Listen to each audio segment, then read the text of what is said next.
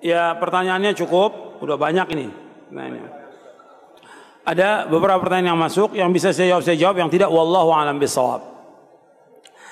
Apakah ada Rasulullah para sahabat mengadakan peringatan malam nisfu Sya'ban? Ini enggak ada. Enggak ada. Riwayat yang mereka bawakan hadisnya maudhu. Maudhu artinya apa? Palsu. Ada berapa riwayat yang maudhu bahwa malam nisfu Sya'ban itu dianjurkan sholat 100 rakaat. Setiap rakaat baca Al-Ikhlas 10 kali, maka dinamakan sholat alfiyah. Alfiyah artinya alaf 1000. Sholat alfiyah. Ini perbuatan beda yang dilakukan. Atau baca Yasin berapa kali segala macam. Enggak ada contoh dari Rasulullah SAW. Ini hadisnya maudhu. Maudhu, palsu hadisnya. Enggak boleh dipakai sebagai hujah. Jadi enggak ada peringatan-peringatan malam nisfu Sya'ban. Enggak ada dari Rasulullah SAW. Yang ada contoh Nabi di bulan Sya'ban banyak puasa. Itu aja Nabi lakukan. Tapi kalau sudah lewat pertengahan Sya'ban, kita baru mau mulai puasa, nggak boleh. Nabi bersabda SAW, "Idzan tasafa Sya'ban fala tasumu." Apabila sudah lewat pertengahan Sya'ban, jangan kalian puasa. Ya kalau mau puasa sejak awal Sya'ban. Dan Nabi puasa paling banyak ya bulan Sya'ban, setiap hari sampai menjelang Ramadan. Jadi 2 hari sebelum Ramadan ya kita berhenti. Sebab kata Nabi, nggak boleh kita mendahulukan Ramadan sehari puasa atau 2 hari puasa, nggak boleh. Juga nggak boleh kita melakukan puasa di hari yang syak, yang ragu, nggak boleh. Tentang mempelajari akidah ini, apakah akidah ini kita pelajari dulu 13 tahun baru hukum yang lain? Tidak, bersamaan.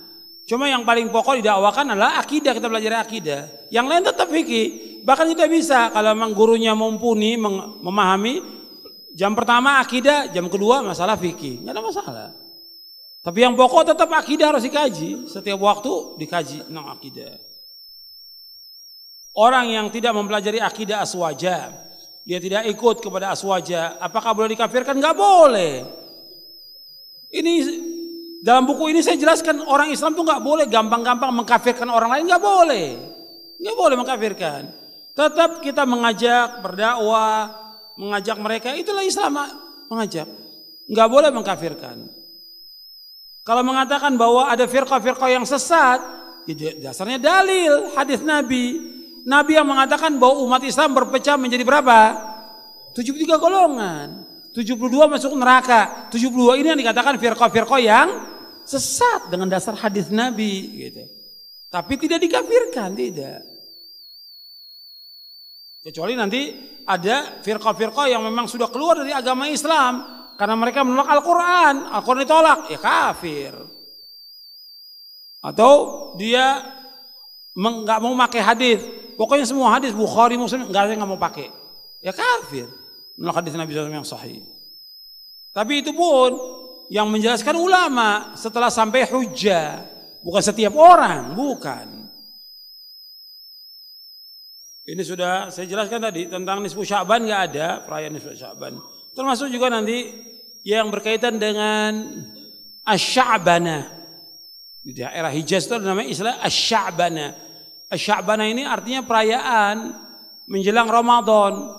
Seperti apa Sya'banah ini? Seperti makan-makan, kumpul makan-makan menjelang Ramadan. Ini nggak ada. Jadi seolah-olah karena kita mau puasa, ya kita puasin dulu lah semuanya sebelum kita masuk penjara. Ini juga benar ya seperti ini. Jadi seolah Ramadan itu penjara buat dia, nggak boleh makan. Ini pemahaman yang berbahaya.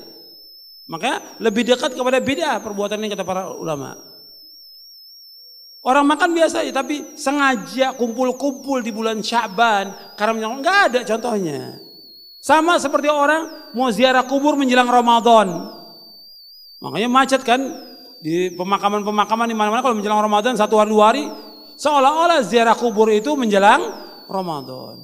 Mau pamit dulu sama bapak ibu sebelum Ramadan. Nggak ada dalam Islam.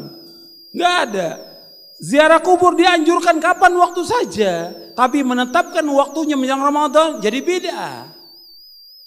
Kapan waktu kita boleh ziarah kubur? Sepanjang tahun.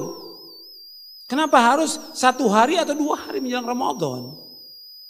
Dan ini juga mengganggu jalan kaum muslimin, nggak boleh. Nggak ada contohnya. Sama juga sengaja ziarah di bulan Syawal, di hari raya semua ziarah kubur juga nggak ada contohnya. Ziarah kubur kapan waktu saja dianjurkan. Ya, dalam kita memahami dalil Quran dan Sunnah, pertanyaannya apakah kita memahaminya dari penjelasan khatib? Khatib ini banyak, orang alim yang sedikit, khutbah itu banyak, tapi orang alim yang mengerti ilmu sedikit.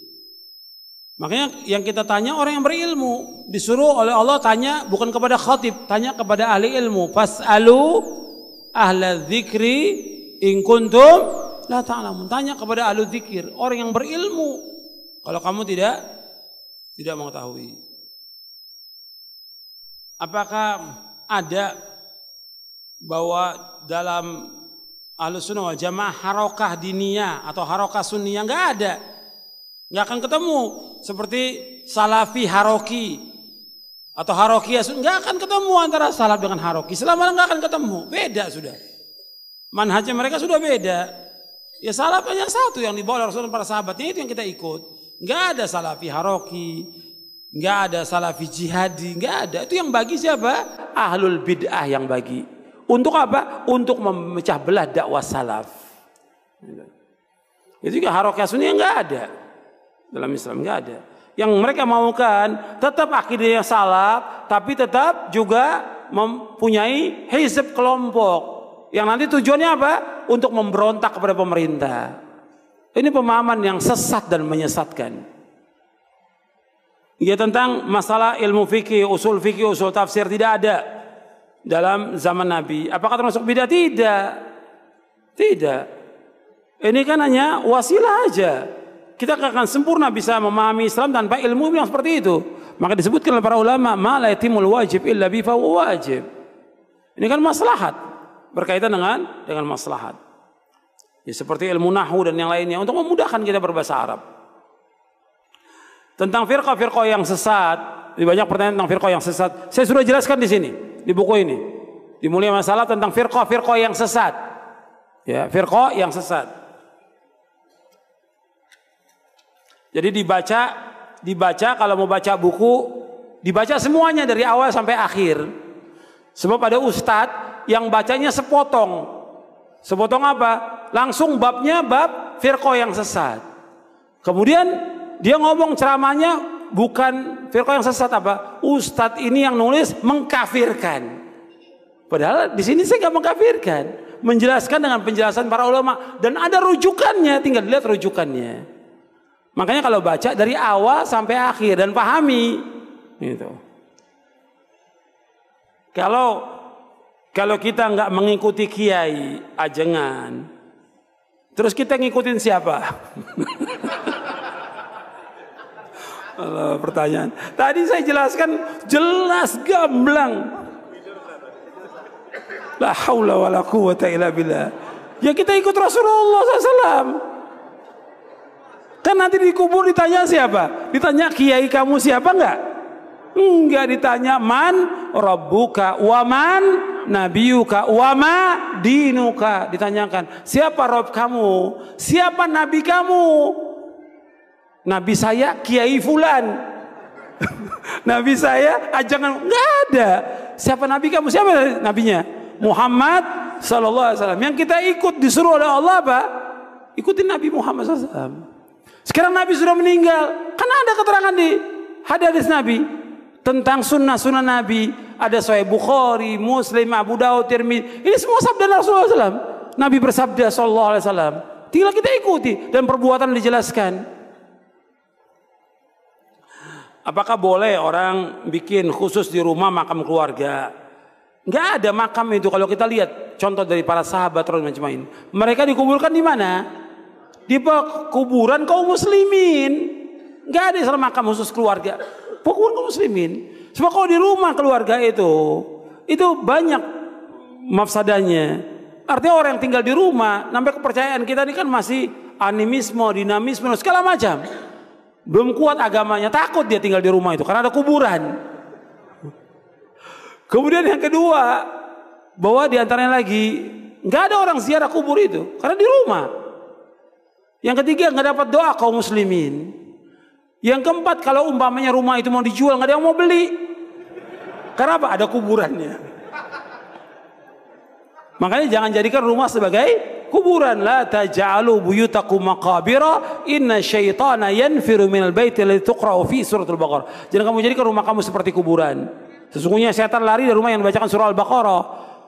Artinya seperti kuburan tuh nggak ada bacaan Quran, nggak ada bacaan, nggak ada sholat sunat. Makanya kita harus sering baca Quran di rumah. Makanya nggak ada juga pemakaman di rumah, nggak ada. Nabi pun, kenapa Nabi SAW dikuburkan di rumahnya, di rumah Aisyah?